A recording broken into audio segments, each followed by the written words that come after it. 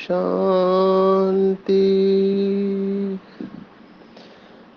आज 19 जून 2022 भारत में रविवार है। Today is 19 June 2022 and it's Sunday in Bharat. आज की मुरली का जादुई रहस्य स्वयं को प्रेरणा देने के लिए magical secrets of today's Murli for motivating the self. आज विशेष रविवार है तो बाबा की अव्यक्त मुरली चलती है, तपस्या वर्ष की मुरली है और डबल डोज है आज, क्योंकि दो दो मुरलियाँ दी हुई है। दोनों ही बड़ी डीप है, गुह्य है। बाबा के होशियार बच्चे इसके ऊपर डीप स्टडी करेंगे, नोट्स बनाएंगे और उस अनुसार अभ्यास करेंगे। 6 अप्रैल को बाबा आया था 91 में, और फिर 4 दिन के बाद 10 अप्रैल की मुरली है और फिर दादियों के साथ मुलाकात और वरदान और स्लोगन है। अगर पूरा 2 मुरलियों का फ्लो देखा जाए तो पहली मुरली संपूर्ण अवस्था के ऊपर है, कर्मातीत अवस्था के ऊपर। दूसरी मुरली है दिल तख्त नशीन, जो विश्व तख्त नशीन। और फिर वरदान है सिद्धि स्वरूप, वो भी संपूर्ण अवस्था का है और कर्मयोगी के ऊपर स्लोगन है। जितना हो सके हम शॉर्ट में रहेंगे क्योंकि विस्तार बहुत है। एक अभ्यास कहूँगा जो कि अच्छे स्टूडेंट है बाबा के, जो नंबर आगे लेना चाहते हैं, पहले भी बताया था कि एक एक सब्जेक्ट के ऊपर मास्टरी अगर लानी है तो उसी सब्जेक्ट को बाबा ने किस तरह से अलग अलग मुरलियों में अप्रोच किया हुआ है उसके ऊपर वर्णन किया है, उसका अभ्यास कर सकते हैं। तो कर्मातीत अवस्था के ऊपर बाबा ने 87 में भी मुरलियाँ चलाई है। तो जितनी भी कर्मातीत अवस्था के ऊपर मुरलियाँ चली है उनका संग्रह करके, उनको पढ़ के, उनके नोट्स निकाल के उसके ऊपर चिंतन करना चाहिए। अगर मैं गलत नहीं हूँ तो स्पार्क विंग ने ऐसे अलग अलग अवस्थाओं के ऊपर मुरलियों का संकलन पहले से ही किया है। तो स्पार्क विंग का हम दिल से धन्यवाद देते हैं, जो भी भाई बहने इसके लिए निमित्त बने हैं, ताकि इतना खजाना अविनाशी ज्ञान रत्नों का बाबा के बच्चों के लिए उपलब्ध है इस समय। आज की मुरली के ऊपर देखेंगे तो बाबा ने डेफिनेशन दिया है कर्मातीत। कर्म से अतीत माना परे। कर्मातीत अर्थात कर्म के किसी भी बंधन के स्पर्श से न्यारे। अभी इसको समझना पड़ेगा थोड़ा। अंग्रेजी में हम ऐसे कहते हैं, independent of the good and bad opinion of others और the outcome of the Karma.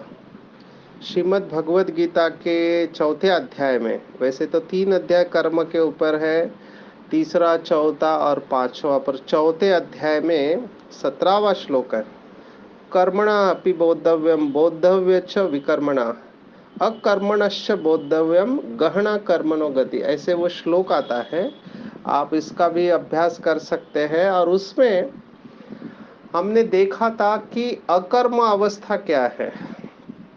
कई भाई बहने आज भी अकर्म शब्द के ऊपर अटक जाते हैं, तो हमने इसका विस्तार से देखा हुआ है। जिनको इसका विस्तार चाहिए वो श्रीमद् भगवद गीता के जो एपिसोड्स है उसमें 4थे अध्याय को स्टडी करेंगे। अकर्म अवस्था ये बाप समान अवस्था है। हमने बहुत बार मुरलियों में सुना है कि देवताओं के कर्म अकर्म के कैटेगरी में आते हैं। भक्ति मार्ग में अकर्म की अलग व्याख्या दी गई है। देवताओं के कर्म अकर्म क्यों आते हैं? क्योंकि वो अभी किए हुए कर्म का फल है। वहाँ कोई कर्म पर से होता नहीं है, क्योंकि कर्म का बंधन नहीं है वहाँ पे। अभी जो हम सीख रहे हैं कि कर्मों के रिजल्ट से न्यारे होना चाहिए। बाबा ने यही डेफिनेशन दी कि कर्म इस समय कलयुग में बंधन उत्पन्न करता है, और बाबा के याद में हम कर्म करेंगे न्यारे होकर, तो कर्म किसी भी प्रकार का बंधन उत्पन्न नहीं करेगा। अभी इसको बहुत अच्छी तरह से समझना है। अभी कलयुग में जो भी कर्म होते हैं वो बंधन उत्पन्न करते हैं, और बंधन की निशानी है, बंधन हमेशा दुख देता है, भारी करेगा। भक्ति मार्ग में वो बहुत फेमस हुआ एक भक्ति गीत, उसमें लाइन आती है, पाप भूमि से भारी। तो भारी चीज है वो नीचे की तरफ आती है, और हल्की चीज है वो ऊपर की तरफ जाती है। भूमि से भारी है पाप, माना कहने का भाव ये है कि पतित आत्मा तत्वों के साथ जुड़ी हुई होगी या तत्वों के प्रभाव में आएगी, और जैसे वो आत्मा तत्वों के प्रभाव से न्यारी बनती जाएगी या कर्मातीत होते जाएगी, तो ऐसे महसूस होगा कि जैसे कुछ किया ही नहीं। न कर्म का इफेक्ट आए, न कर्म के फल का इफेक्ट आए। ये बहुत समझने जैसा है। जैसे किसी और ने चलाया, मैंने कुछ किया ही नहीं। आप कुछ करने जाते हो तो भारीपन आ सकता है, लेकिन कोई और आपको चला रहा है तो। इसलिए भक्ति मार्ग में वो जो कहावत है कि हम सब कठपुतलियां रंगमंच की, और वो हमें चला रहा है, ये बहुत ऊंचा अनुभव है, किसी और ने कराया, और यहीं पे प्रॉब्लम क्रिएट होते हैं। तीसरे अध्याय में भी हमने बहुत बार देखा, 27वां श्लोक है, अहंकार विमूढ़ात्मा कर्ताहम इति मन्यते। अहंकारी आत्मा है, खुद को कर्ता समझती है। ये कर्तापन का जो भाव है कि मैंने किया, यही दुखों की जड़ है। जैसे ही आपने कहा कि मैंने किया, तो अहंकार को जन्म मिल गया, और अहंकार के साथ फिर बाकी सभी निगेटिविटीज आना चालू होते हैं। मैंने इतनी सेवा की, मैंने अच्छी सी मुरली चलाई, या मेरे जैसी विशेषता मैंने किया, तो ये मैंने जैसे ही आपने कहा, मैं और मेरापन, आत्मा मैली हो गई और धरती पर आ गई। ये आत्मा उड़ नहीं सकती है, भले दिखावा कर सकती है लेकिन उड़ नहीं सकती है। तो इस बात को समझने के लिए आपको अव्यक्त बाप दादा को देखना पड़ेगा। जब वो मुरली चलाते हैं, स्पष्ट अनुभव होता है कि कुछ किया ही नहीं है। इसी को अकर्म दशा कहा हुआ है भक्ति मार्ग में। अकर्म के दो अर्थ हमने देखे थे श्रीमद् भगवत गीता स्टडी ग्रुप में। एक, सब कुछ करके कुछ नहीं किया, यह है अकर्म, और कुछ नहीं करके सब कुछ करना, ये भी अकर्म है। दोनों को समझना थोड़ा कठिन जाता है कुछ आत्माओं को। वो गीत है भक्ति मार्ग, सब कुछ करा के खुद को छिपा दिया। तो बाबा के बच्चे जो भी स्टेज पर प्रत्यक्ष है, ये स्पष्ट उनका अनुभव है कि उनको बाबा चला रहा है। जो भी आत्मा जहाँ पे निमित्त बनी है, बाबा ने उनको वहां पर रखा हुआ है, तो उनको बाबा चला रहा है। इसलिए हमने बहुत बार देखा कि यज्ञ को बाबा चला रहा है। कितने सारे विघ्न यज्ञ में आए, लेकिन बाबा चलाने के कारण वो विघ्न सूली से काटा हो गए और उसमें भी निखर कर आ गए। वैसे सभी संस्थाओं का अगर आप हिस्ट्री देखो, तो जैसे उनके फाउंडिंग फादर चले जाते हैं तो संस्था रसातल में जाते हैं, उसमें झगड़ा हो जाता है। और लोगों ने सोचा कि ब्रह्मा बाबा जाने के बाद इस संस्था का भी यही हाल होगा, लेकिन लोगों को आश्चर्य लगा जब बाबा जाने के बाद, माना बाबा अव्यक्त होने के बाद, उनको लगता है कि चले गए, लेकिन हम बच्चों को पता है कि बाबा अब भी हमारे साथ है। सिर्फ बाबा का रूप परिवर्तन हुआ है, स्थूल से सूक्ष्म में चले गए, तो और फास्ट सेवा हो रही है, तो और ही डबल सेवा हुई। कर्मातीत फरिश्ता अवस्था को ब्रह्मा बाप ने प्राप्त किया है। तो हम बच्चों को भी नंबरवार इस स्टेज में आना है कि कर्म के किसी भी बंधन के स्पर्श से न्यारे। अभी गलती कहाँ पर होती है? एक तो कर्म करते समय ये कॉन्शियसनेस रहता है कि मैं कर रहा हूं। देखो, एक तरफ है मैं कर रहा हूं, एक तरफ बाबा मुझे चला रहा है। तो मैं कर रहा हूं तो मैं लिमिटेड हूं, हद में हूं, लेकिन बाबा बेहद में है। तो बाबा चला रहा है, ये शब्द नेचुरली हमारे अंदर आना चाहिए। तो बाबा आपको चला रहा है तो आप हल्के रहेंगे। दूसरा जहां पर अटकते हैं कि कर्म का फल से अटकते हैं। कर्म का जो फल है वो बुद्धि को भटकाता है, बहुत भटकाता है। लौकिक में भी ये मान्यता है, मैनेजमेंट में ये कोड दिया जाता है कि आप अच्छा कर्म करो, फिर उसको क्रेडिट लेने के लिए आप खड़े मत रहो वहां पे। आजकल जमाना ऐसा है कि कर्म करने के बाद लोग उसका क्रेडिट भी लेना चाहते हैं और उसको प्रेजेंट करते हैं कि मैंने देखो इतनी सेवा की, उसका रिकॉर्ड। भक्ति मार्ग में जबकि गायन है कि आपने लेफ्ट हैंड से कुछ दिया, राइट हैंड को पता नहीं चलना चाहिए। नहीं तो बाबा ने जैसे कहा ना, त्याग का भी त्याग नहीं किया है, तो त्याग का भी अहंकार आ सकता है कि हमने सब कुछ छोड़ दिया, हम बाहर का नहीं खाते, नॉनवेज नहीं खाते, प्याज लहसुन भी नहीं खाते, इधर का नहीं खाते, उधर का नहीं खाते, किसी के हाथ का पानी नहीं पीते, वगैरह वगैरह। कुछ लोगों को डाइट का भी अहंकार होता है कि हम केवल फल और सब्जियां खाते हैं, कच्चा खाना खाते हैं, या दूध को स्पर्श नहीं करते, इसका भी ईगो आ जाता है और दूसरों को वो तुच्छ समझते हैं। तो कोई भी त्याग किया, उसका अभिमान नहीं रहना चाहिए, क्योंकि अभिमान आया माना आप गए, आप भारी हो जाएंगे। क्योंकि त्याग करने के बाद में त्याग किया है, इसका थॉट भी नहीं चलना चाहिए। तो ये दोनों बातों में अगर हम न्यारे हैं, तभी हम कर्मातीत अवस्था का अनुभव करेंगे। और ब्रह्मा बाबा स्पष्ट थे, तो बाबा के सभी बच्चों ने यह अनुभव किया। जब ब्रह्मा बाबा अंतिम संपूर्ण अवस्था के नजदीक थे, तो दादियाँ सुनाती थी कि वो सेवा का समाचार बाबा को सुनाने जाती थी या कोई समस्या लेकर जाती थी, लेकिन जैसे ही वो बाबा के ऑरा के अंदर आ गए तो समस्या समाधान हो जाती थी और सुनाने का दिल भी नहीं करता था। फिर बाबा पूछते थे, कहो बच्ची कुछ पूछना है? तो बोलते, नहीं बाबा कुछ नहीं पूछना है।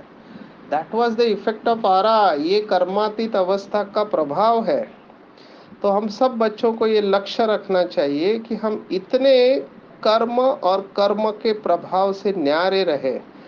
और ये तभी होगा जब हम बिल्कुल लाइट अवस्था में रहेंगे, मन भी लाइट, बुद्धि भी लाइट और संस्कार भी लाइट। इतना हल्कापन अनुभव हो चलते फिरते।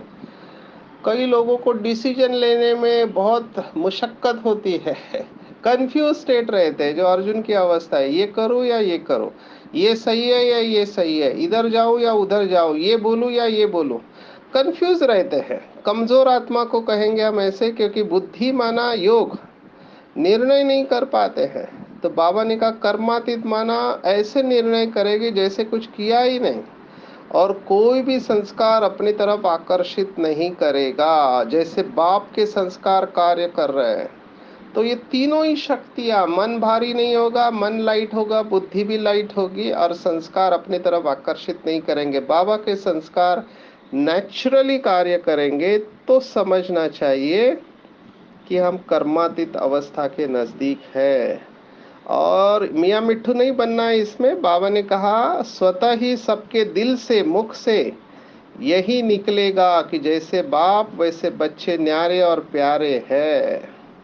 और ये स्पष्ट अनुभव खुद को भी होगा और औरों को भी होगा, क्योंकि दिनों दिन वृत्ति में भारीपन होगा, बाबा ने कहा वायुमंडल में भारीपन, तमो प्रधानता बढ़ते जा रही है। तो ऐसे भारीपन में आप हल्के रहेंगे तो आपके लाइट का प्रभाव दूसरों के ऊपर रहेगा। तो बहुत सुंदर मुरली है। हमको दिन भर चेक करना चाहिए कि क्या मैं एक मैंपन के कॉन्शियसनेस में रहता हूँ या बाबा कॉन्शियसनेस में रहता हूँ। बाबा मुझे चला रहा है, हर बार बाबा मुझे खिला रहा है, बाबा मुझे पिला रहा है, बाबा मुझे सुला रहा है, हर कर्म में बाबा। और बाबा जब चला रहा है, जब आपने अपने मन और बुद्धि को बाबा को सौंप दिया, ऑटोमेटिकली बाबा के संस्कार कार्य करेंगे। इसलिए निमित्त भाव कई लोग बहुत लाइटली लेते हैं, निमित्त की गहराई में जाएंगे। मुझे अव्यक्त महावाक्य याद आ रहे हैं कि जब आपके अंदर मैंपन का भाव होगा तो जहां मैंपन है वहां पे चार बातें, मगरूरी, मुरझाइश, मायूसी और मतभेद। बहुत सुंदर महावाक्य। जहां मैंपन होता है वहां मगरूरी होती है, माना रोब होता है, अहंकार होता है, मायूसी उदास होंगे, मुरझाइश होगे, निराश होगे और मतभेद उत्पन्न होगे।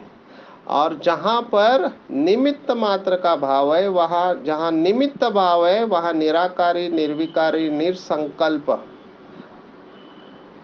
ये अवस्था नेचुरली रहेंगी। देखो कितना बड़ा है ये निमित्त भाव, इसको लाइटली नहीं लेना। मैं निमित्त हूँ, इसलिए सबसे अच्छा सामान है कि मैं भगवान का फरिश्ता हूँ, भगवान का फरिश्ता हूँ।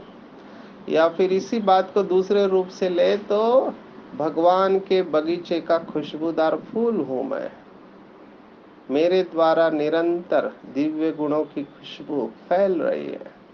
सो I am the angel of God, I am the instrument of God. मैं भगवान का फरिश्ता हूँ और मेरा काम है सभी को शक्ति देना, सभी को मर्यादा में रहते हुए सुख देना। इनफैक्ट यही सेकंड मुरली है। तो बाबा के मुरली में कनेक्शन है।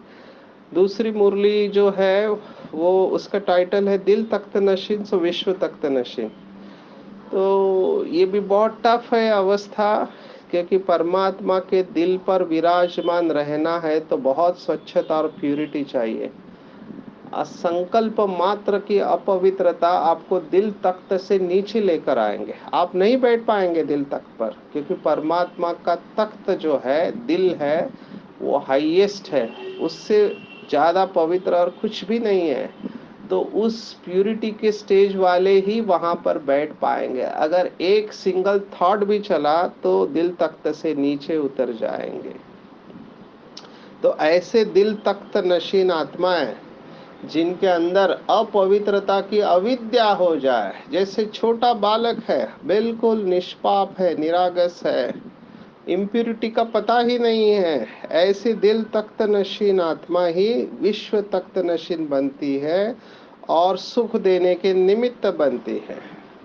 तो इस पूरी मुरलियों में बाबा ने एक ही बात बताए कि पुण्य आत्मा बनना है। बाबा ने फर्क किया है दान करना और पुण्य करना।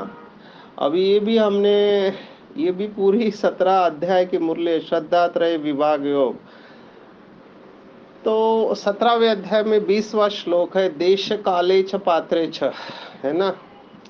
तो देश काल और पात्र देखकर दान करना है। पर यहाँ पर बाबा ने उससे भी आगे कहा है कि दान करना और पुण्य करना, दान पुण्य दो शब्द आते हैं भक्ति मार्ग में, दान पुण्य करना। लेकिन बाबा ने दोनों में फर्क बताया है। दान से भी पुण्य का ज्यादा महत्व है।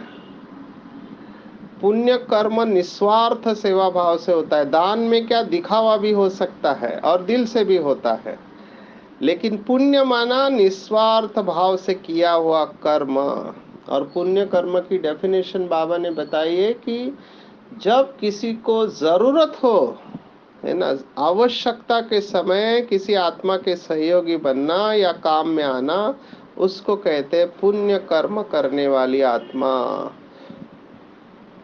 और पुण्य आत्माओं को हमेशा अनेक आत्माओं के दिल की दुआएं प्राप्त होते, सिर्फ मुख से शुक्रिया थैंक्स नहीं कहते, गुप्त रूप में दुआएं प्राप्त होती है। तो पुण्य आत्माओं को परमात्मा दुआएं और आत्माओं की दुआएं ऑटोमेटिकली मिलती है, और इनकी जो वृत्ति दृष्टि है औरों को भी दुआओं का अनुभव कराती है। और पुण्य आत्मा हमेशा अंदर से भरपूर होती है, क्योंकि वो प्राप्त हुए फल में होने के कारण उसके अंदर जरा भी अभिमान और अपमान नहीं होता है, सदा प्रसन्न और संतुष्ट रहेंगे, बेफिक्र बादशाह। तो चेक करना चाहिए कि क्या मैं ऐसी पुण्य आत्मा बनी हूँ।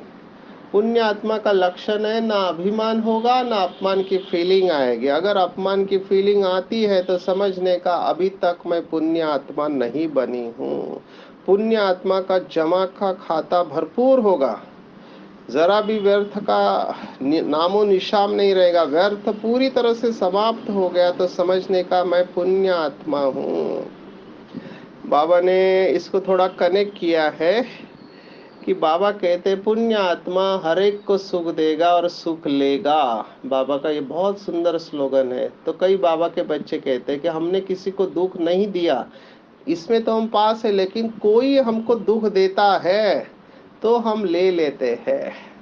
जैसे किसी ने अपमान किया आपका, किसी ने बुरा आपको बोला, तो बाबा ने कहा वो भी नहीं लेना चाहिए। ग्लानि को गायन समझो, गाली को फूल समझ के उसको स्वीकार करना चाहिए, तभी पुण्य आत्मा कहेंगे। तो पुण्य आत्मा अर्थात तपस्वी, परिवर्तन की शक्ति उनके अंदर होती है, तो दुख को भी वो सुख के रूप में स्वीकार करेंगे। नहीं तो हमने देखा कि किसी ने कुछ बोला तो मूड ऑफ हो जाता है, एक दो दिन नहीं, एक दो महीने नहीं, अनेक सालों तक मूड ऑफ रहता है। तो ऐसे पुण्य आत्मा नहीं कहेंगे।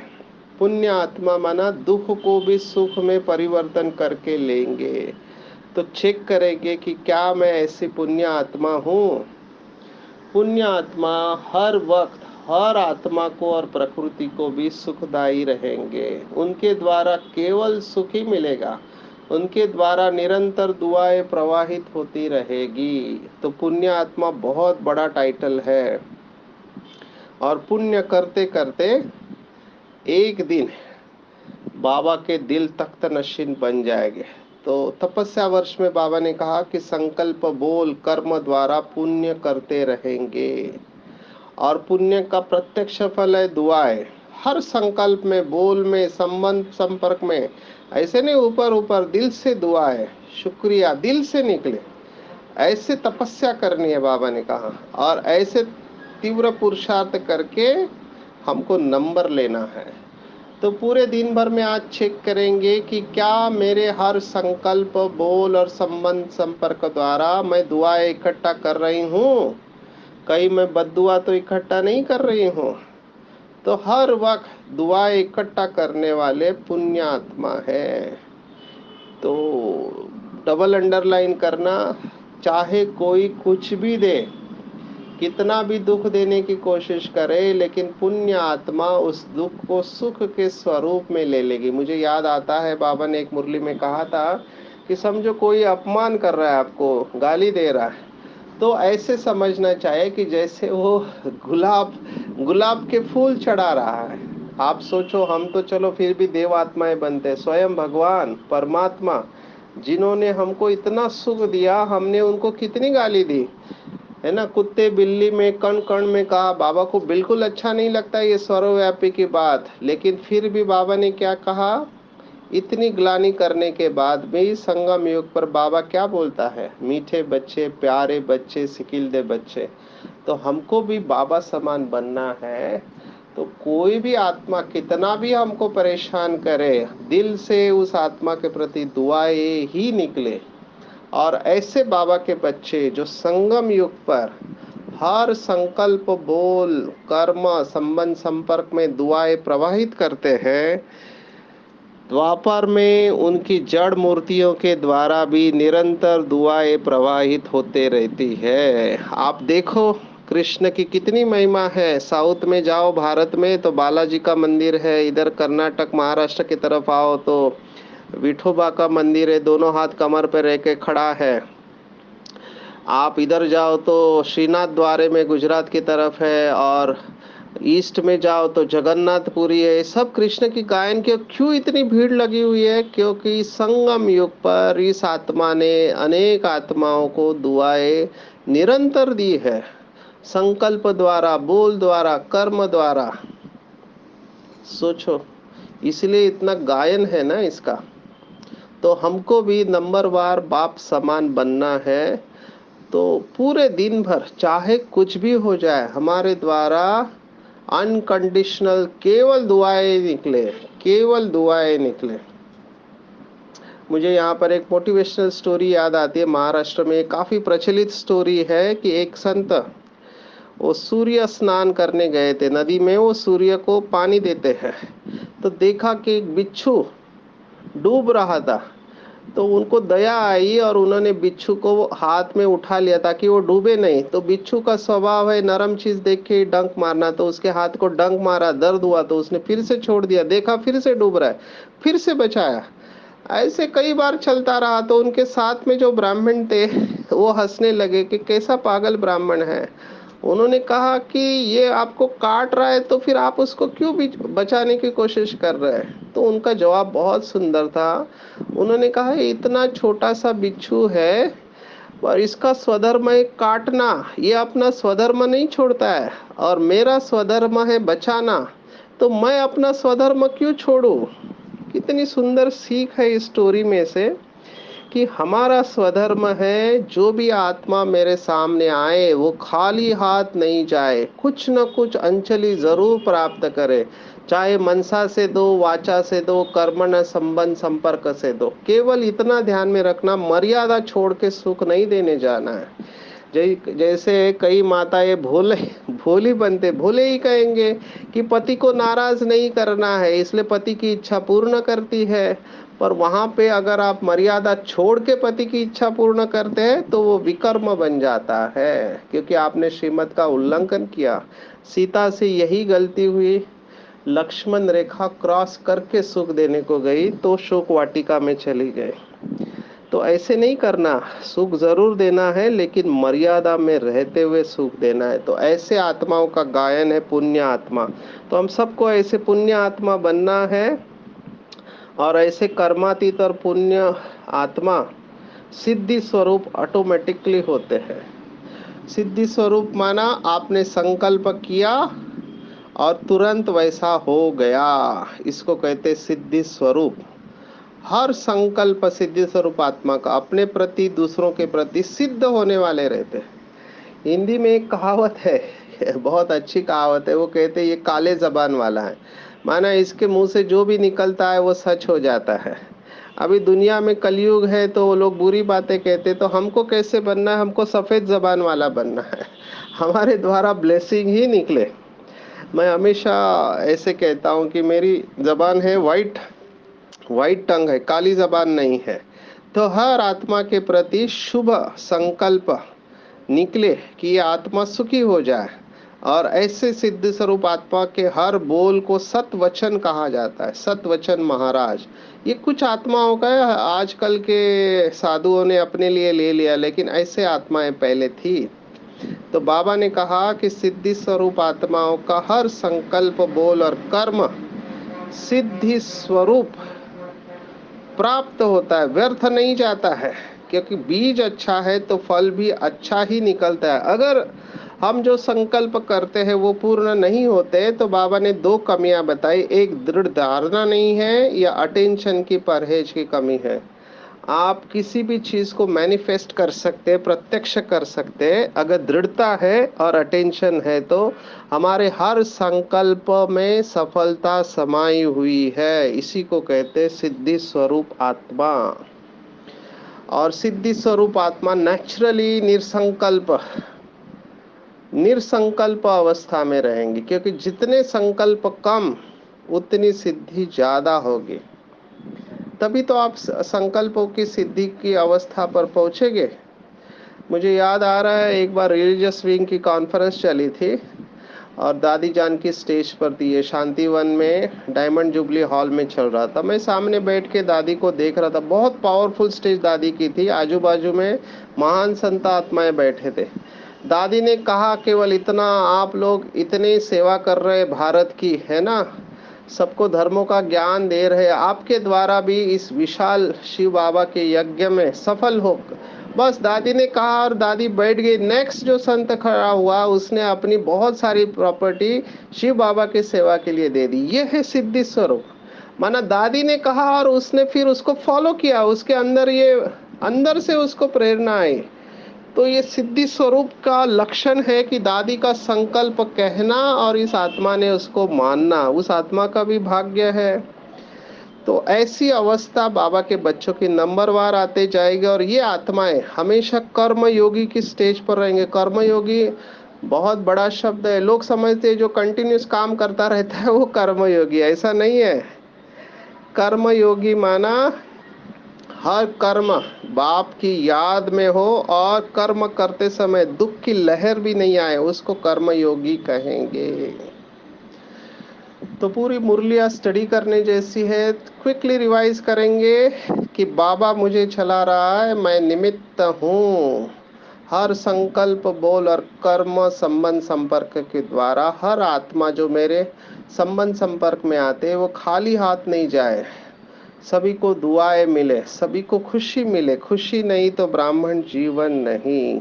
और हर संकल्प बोल मेरा सिद्धि स्वरूप हो, तभी हम कर्मयोगी बनकर दुख की लहर से मुक्त हो सकते हैं। तो आज 19 जून 2022 आज की मुरली के ऊपर मेडिटेशन। अपने आप को बिल्कुल हल्का छोड़ देंगे, सिर से लेकर पांव के अंगूठे तक संपूर्ण शरीर बिल्कुल हल्का। Relax relax, let go. मेरा संपूर्ण शरीर हल्का होते जा रहा है, शांत और रिलैक्स। महसूस करेंगे इस शरीर के अंदर अकाल तख्त पर विराजमान, मैं अकाल तख्त नशीन अविनाशी चैतन्य शक्ति हूँ, प्रकाश हूँ, परमात्मा शिव बाबा की संतान हूँ। देखेंगे स्वयं को परम धाम में शिव बाबा के नीचे उस महाज्योति से पवित्रता की पावरफुल किरणें मेरे अंदर समाते जा रही है। बाबा से पावरफुल शक्तियां मेरे अंदर समाते जा रही है। मैं आत्मा बाप समान मास्टर सर्वशक्तिवान हूँ, भरपूर हूँ। बाबा से सर्व शक्तियां प्राप्त करके मैं आत्मा वापस इस शरीर के अंदर अकाल तख्त नशीन बन रही हूँ। मेरी कर्मेंद्रिया मेरे संपूर्ण नियंत्रण में है। हर कर्म से मैं बिल्कुल न्यारी हूँ, डिटैच हूँ, क्योंकि ये स्पष्ट अनुभव है कि बाबा मुझे चला रहा है। मैं मालिक बनकर कर्म कर रही हूँ। मन बुद्धि संस्कार बिल्कुल लाइट है। हर आत्मा जो मेरे संबंध संपर्क में आती है उसको मेरे द्वारा परमात्मा दुआएं प्राप्त हो रही है। जिसके ऊपर भी मेरी दृष्टि पड़ती है वो सुखी हो रहा है, संतुष्ट हो रहा है। मेरे मुख से निकलने वाला हर शब्द सत वचन बन रहा है। हर आत्मा को मेरे द्वारा मर्यादा में रहते हुए सुख मिल रहा है। मैं आत्मा संपूर्ण संतुष्ट हूँ, कर्म योगी हूँ, कर्मों के प्रभाव से न्यारी हूँ। मुझे बहुत हल्का लग रहा है कि मैं निमित्त हूँ, निर्माण हूँ, निर्मल हूँ। ओम शांति शांति शांति। सर्वशक्तिवान बाप हमेशा मेरे साथ है। बाप दादा ने अपना वरदानी हाथ मेरे सिर के ऊपर रखा है। बाप दादा मुझे दृष्टि दे रहे हैं और कह रहे हैं, बच्चे तुमने कल्प कल्प कर्मातीत फरिश्ता अवस्था को प्राप्त किया है। तुम अकाल तख्त नशीन सो परमात्मा दिल तख्त नशीन सो विश्व राज्य तख्त नशीन आत्मा हो। तुमने हर आत्मा को मर्यादा में रहते हुए सुख दिया है। तुम्हारे हर कर्म के द्वारा हर आत्मा को दुआएं प्रवाहित हो रही है। तुमने कल्प कल्प प्रकृति और मनुष्य आत्माओं को दुखों से मुक्त किया है। तुम खुशी के फरिश्ते हो। जाओ विश्व से दुख की लहरों को मुक्त करो। इस विश्व को दुखों से मुक्त करो। तुम्हारी विजय निश्चित है, निश्चित है, निश्चित है। बाबा से सब वरदान प्राप्त करके मैं आत्मा गदगद हो रही हूँ। बाबा को दिल से धन्यवाद दे रहे हो। हाँ बाबा, आप जैसा कहोगे वैसे ही होगा। मेरा बाबा, मीठा बाबा, प्यारा बाबा, दुलारा बाबा, सच्चा बाबा और अच्छा बाबा, दयालु बाबा, कृपालु बाबा, वाह बाबा, शुक्रिया बाबा, शुक्रिया। अच्छा, ओम शांति।